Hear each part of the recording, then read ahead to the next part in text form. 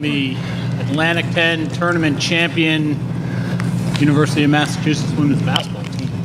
First Atlantic 10 tournament title for UMass. Before we start with opening statement from Coach, I believe this was announced on the floor, but the all-tournament team from UMass, Sydney Taylor. From Dayton, Makira Cook. From St. Joseph's, Layla Fair. From VCU, Taya Robinson, and the most outstanding player from UMass, Sam Breen. We will start with an opening statement from head coach Tori Verdi. Then we will open it up to questions for the student athletes. We have Sam Breen next to coach, next to her on the other side, Sydney Taylor, and then at the far end, Bernaya Mayo. Once we're done with the student athletes, we will excuse them and we'll take questions for coach. But at the moment, can you start with an opening statement, coach? I mean, what can you say? You know, I'm just super proud of this team. Just the resiliency. I mean, last year, devastating. And we talked about, as soon as we lost, we needed to be different. And Destiny Floxy turned to me, she's like, well, why do we have to be different when we got to the A10 championship? And I said, because we didn't win it. And it was from that point forward that we talked about winning the day. Winning the day. And what does that mean? That means preparing each and every single day. That means coming into practice each and every single day, giving your best. Because if you want to sustain success and you want to be successful and you want to win games, right, you play the way you practice. And that was our motto. And each and every single day, yeah, it wasn't perfect, but we tried to make sure, all right, it was pretty close to being perfect. And I just felt with this team, nothing seems to faze them. Nothing. And I think that our experience last year carried over to this year. I mean, I think that we are probably one of the most unvalued point guards in the A10 in Bernaya Mayo. And what she has done for this program from her freshman year. The last 2 years started every single game for us. Plays 40 minutes a game. And she is expressionless. Expressionless. The highs aren't too high, the lows aren't too low, but she brings it, and she's one of the most competitive players on our team. And then I look to my right, Sam Breen and Sydney Taylor. You know, two players that I think are probably, we know, one, the best player in the league, and I think Sid's right up there with them. I'm just super excited that I get these three next to me for the next couple of years. But as far as the game goes today, I just thought it was a great team effort. I thought that our sense of urgency right from the start was on point, and it needed to be there. We wanted to match their physicality, and I thought that we did that. I thought our team executed perfectly on both sides of the ball. I thought that we did a great job of containing dribble penetration defensively. I thought we did a great job of controlling the game in the tempo. When the tempo was in our favor, we wanted to go run and score. When I felt that we needed to execute offensively and slow it down a bit, we did that. We knew that we were a team, regardless of who we're playing. If we needed to execute a half-court game and walk the ball up the floor, we knew that we could put people in the right positions and make plays. And I'll end with this. I'm just super excited for these guys. They've worked so hard. And we finally, hopefully, get the respect that we deserve. We'll take questions for the student athletes at this time. We have a microphone. Please give name and affiliation the first time you ask a question. Appreciate it. Thank you. Go ahead. Second row. James DeLuca, Daily Collegian. Does this championship taste even sweeter given the past 2 years, the challenges with COVID, having to miss, weeks at a time, not being able to practice? Does it just feel so even sweeter, I guess? Let's start with Sam and work our way down the table. Honestly, I think it would feel just as good regardless, COVID or not. I think we were definitely throwing a little bit of adversity here and there from COVID. Luckily, we haven't been too affected by COVID, but it definitely feels pretty sweet regardless. Yeah, it feels amazing. Kind of speechless, but I know we worked so hard. I know we deserved it, and I knew we were going to win it from the jump. But kind of like Sam said, we faced so much adversity, and yeah, just very excited. Like they both said, honestly, the feelings right now are undescribable.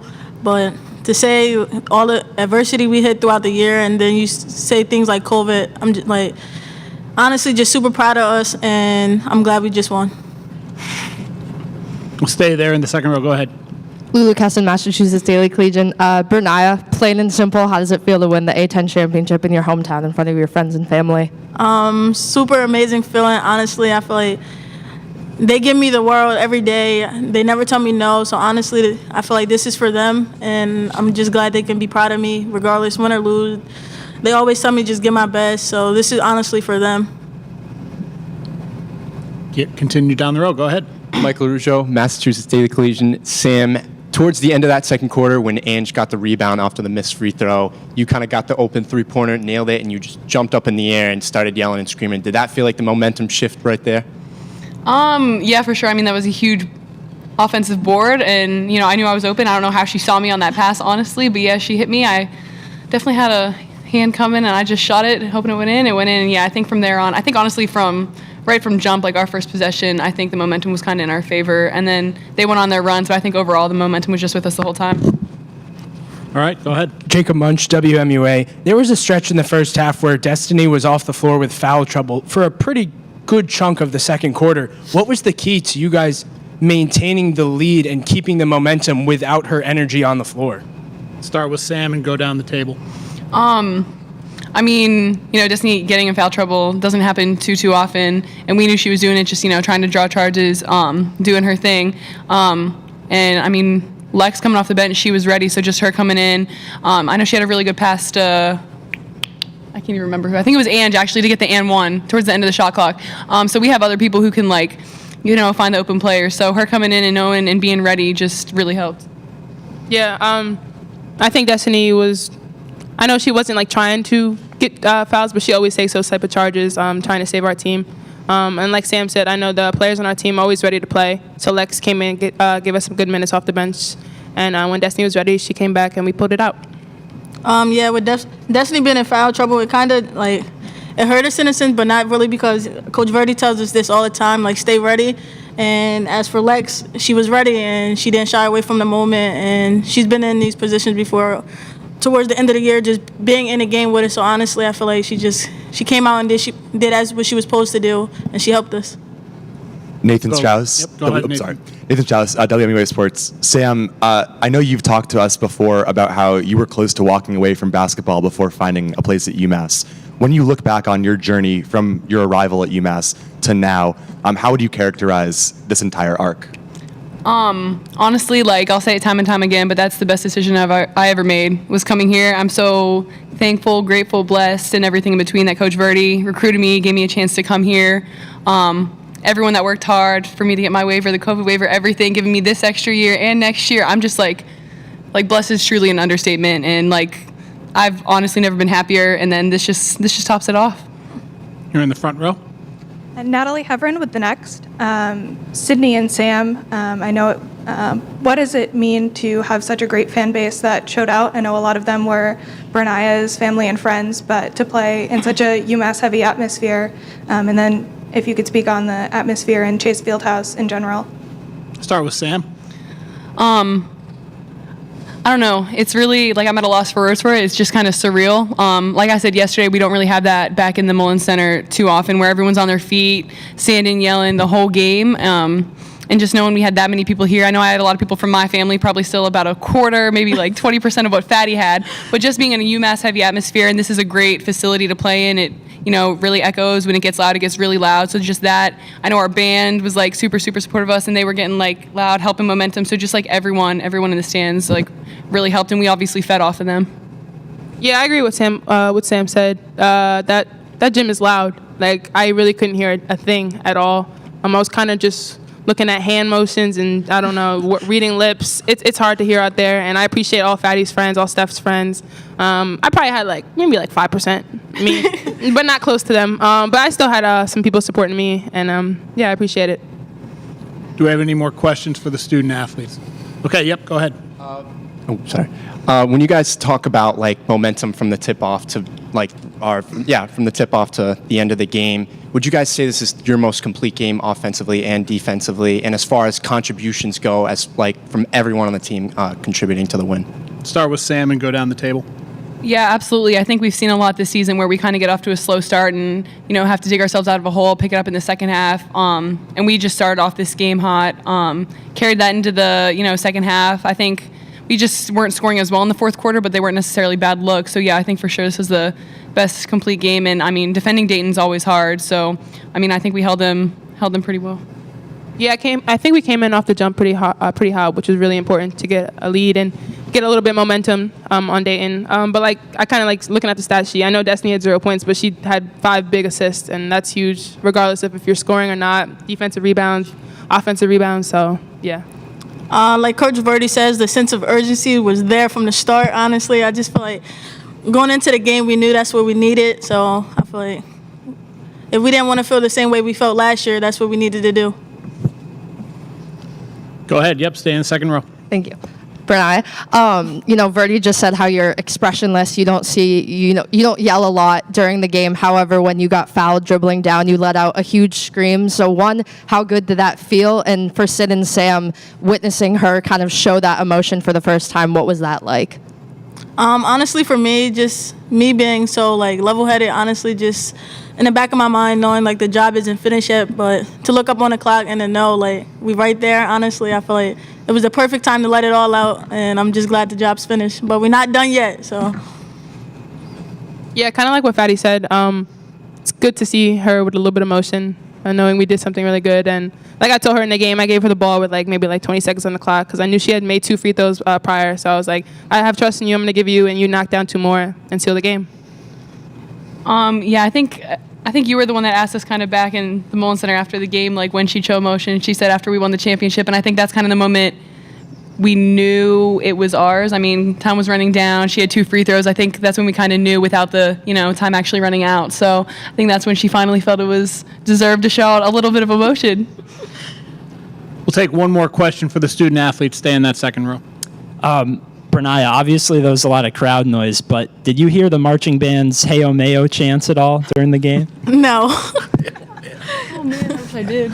Wait. All right. Thank you. Thanks, you guys. Thank you. Congratulations. Thank you. Yeah. Look forward to Selection Monday, 8 days from now, seeing your name pop up.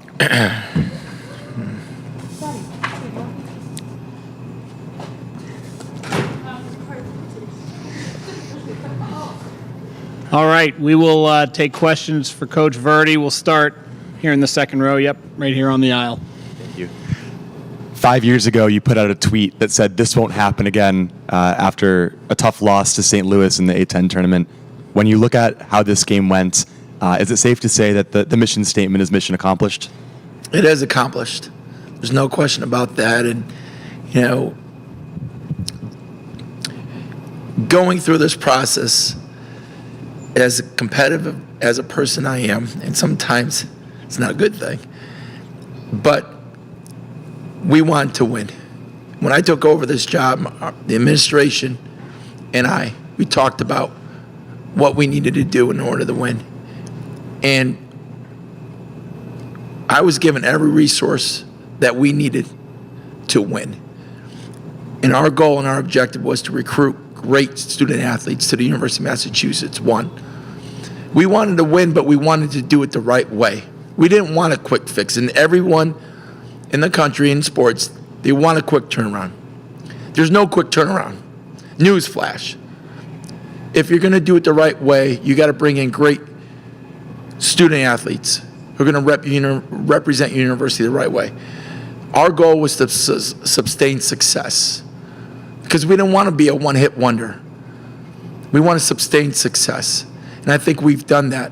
But ultimately, what was the most frustrating thing for me when I took over the job was just there was no respect. And I get it. We didn't have much tradition. We didn't have much history. And when you don't have that level of success, people don't think of you. And nor would they send their kids to the University of Massachusetts, their players. And coming into the job, I thought I could recruit. I know I could talk to kids. I know that I could sell them something, and I could tell them. But there was going to be a process along the way, and a lot of doors shut. But that didn't stop me. That didn't stop my staff. regardless of how many doors shut on us, we could continue to knock them down. And eventually, we were able to recruit the student athletes to my right and change the trajectory of the program. And I'm super excited for our players. I mean, God, I've not heard Bernaya Mail talk that much in 2 years. So you could tell her level of excitement. But they deserve it. You know, sometimes when you work so hard and things don't go your way, it's just, they don't go your way. But you can't allow that to stop the process. And we just continued to grind each and every single day, and anything was possible. And I told them this morning when we met. Last night, they left. We talked about our game plan. And I didn't sleep at all last night because I wasn't 100% sure about our game plan. We met early this morning as a staff. We retooled several different things. The players showed up. I knew before they showed up, I said to them, we're going to win. And I said, we will win. And this is how. And I'm just so proud of them. I'm proud of their effort. I'm proud of their want to. And it's just a great day for the University of Massachusetts. We'll go here in the front row. I saw you were chatting with Mike Tebow before the game, who you coached under with the Connecticut Sun. Did he give you any championship advice? And then I saw you embrace after the game, so adding on to that. Unfortunately, because he was doing the ESPN, he couldn't give me any advice, you know, but he's given me advice throughout my entire career. He's my mentor. And, you know, I just hope one day that, you know, I was like, man, if I could just do 10% of what he has done, I'm going to be super successful. The guy's the winningest coach in WNBA. I mean, you talk about that, you know. But encouraging words, yeah, he told me not to screw up today. Those were the encouraging words. And I told him, don't screw up the broadcast either.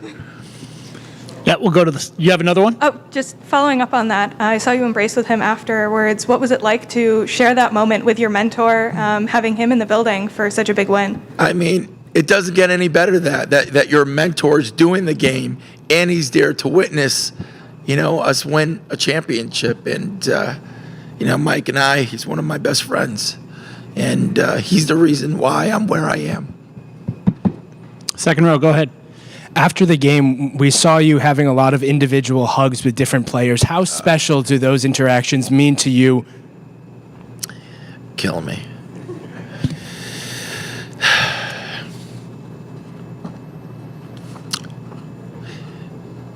The Italian in me is coming out right now. And I'm so soft at times. They mean a lot. And, you know, each and every single day, you know, we care about these kids so much. And sometimes they don't feel that because you're guiding them, you're giving them constructive criticism. And what we try to do is really develop a rapport and relationship with them along the way. So that way, when you give them that constructive criticism, because you want them to ultimately leave the University of Massachusetts and be successful, that they may take it a certain way. And some of them never been held accountable. And so our goal along the way is to develop those relationships with those kids so that they understand where the coaches are coming from and that they trust us. And it's coming from a good place. And so for me, and all the hugs and the crying, it's everything to me. Family is everything. And I've said this before, you know, my daughter Avery is not my only one. You know, I have 10 to 12 others that I truly care about. All right, we'll stay in that second row. Go ahead. Kind of all season, your players have been super vocal, just advocating for like equal support on campus from the student body. How are you hoping this win just kind of elevates women's sports at UMass, but particularly the basketball program? Yeah, I mean, I think that, you know, I know our players, they really love this environment. And you talk about how loud it was. Really loud in there. There's no question about that. But it's a great environment. It's smaller. The Mullen Center holds almost 10,000 people, and so I think throughout the course of the season, I thought that the university, in our athletic department did a really good job. Like our numbers started to increase, and I think that we started to get a little bit more respect, and some people were like, oh, let's see what this women's basketball team's all about, and they came out, and our goal was to put a product out on the floor, and that they could truly enjoy. And from day one, I just wanted our fans to leave our games and say, wow, those, they play so hard and they represent the University of Massachusetts the right way. And those people, can leave with a sense of pride. And then, and then one win after another, then it's like, okay, now, hey, go get your friend, go get your neighbor, go bring in, your family. And, our numbers started to increase. But yes, I think that more people in our community are coming out to support us, and I think that we knocked down several doors, and I think that a lot of people will be super excited about the next phase. We'll stay in that row at the end. Yep. You talked a little bit about like recruiting and bringing in the right players. How amazing has it been to see Destiny or Sid just day by day just grow and get better, and then now this winning a championship?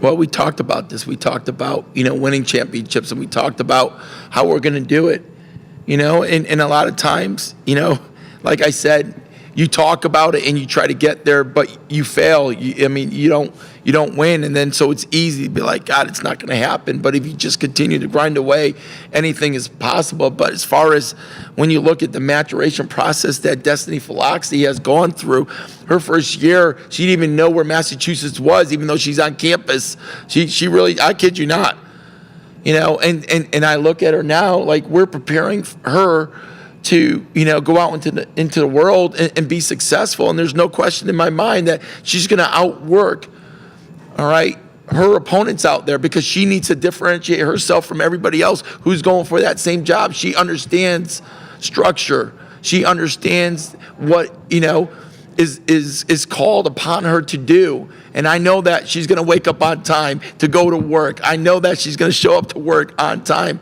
because that's who we are. And our ultimate goal is, yes, we want to, we want to win basketball games, but we also want to prepare, our players to go out into the world and be super successful. We'll go across the aisle here, second row. Go ahead. It's been 24 years since a UMass women's program has gone dancing. And now you've got a chance to be the first this century. I guess, what are your emotions, obviously having won today, but knowing that there's a sort of bigger frontier that comes up in a couple of weeks? It's just, God, I hoped for this day. You have no idea.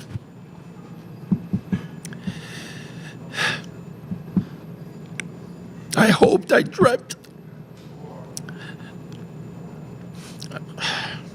I dreamt of this day for so many years. And for now that it's here, it's just, it's amazing to me. It's amazing to me. But, we got here because of the people that are in our program. And it's just not our players, it's my support staff. Everyone is in.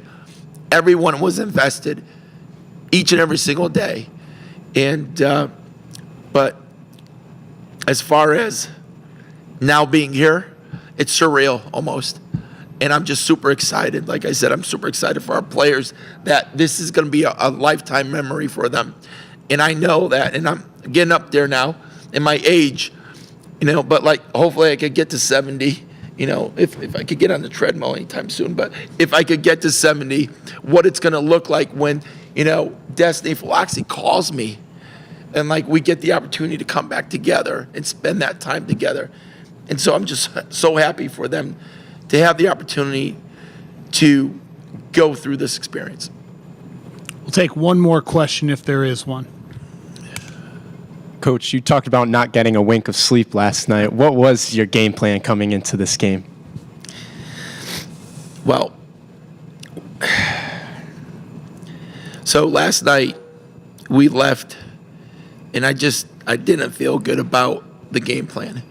We had, we left our meeting in it was what, I thought we were prepared and we're going to go this way. And just the more I watched film, I got through several game films last night, and then it just clicked that I'm like, I wasn't secure with that. And so I called for an early meeting this morning, and I wanted to talk about my thoughts on what I saw. And my staff gave great suggestions, and we collaborated and we made some adjustments. We retooled some things defensively, but our goal was to contain the dribble penetration, and our goal was to stay on their post players. Because if you watch this in the past, we switched 1 through 5, and with Dayton and their physicality, we didn't want our guards to switch on their bigs, and then their bigs have the opportunities to get post duck-ins, and then also second chance opportunities. We didn't want to get killed on the board, so we needed to keep our post players on our post. But we did a great job of hedging, so that therefore it contained the dribble penetration, and then we did a great job. They tried to take out our hedge. We knew that, so we had to tell our post players that they had to step above that and not get screened. And I thought that Angelique and McKenna White did a great job, and Sam Breen did a great job. But we had to match their physicality. There's no question about that. So we changed up some things defensively that we needed to, and I thought we made the right adjustments. And at some point in time, your players got to play, and we did that here today. I thought that we were moving faster than them, and I thought that we did a great job of executing on both sides of the ball. Okay. Coach, thanks. Congratulations. Thank you. Appreciate y'all. Enjoy that moment 8 days from now when UMass pops up on your screen.